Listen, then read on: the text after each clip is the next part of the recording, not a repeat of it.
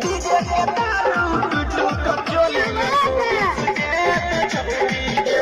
DJ बना चले चौरा पुलिस ले तो छौरी गए छौरी गए छौरी गए डीजे बना चले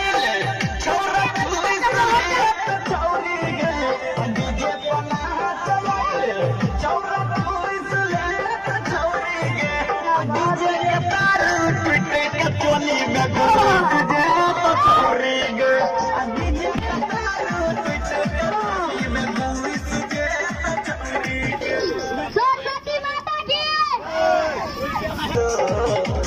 दीपका गाँव में सोनुआ छै कुमार क्या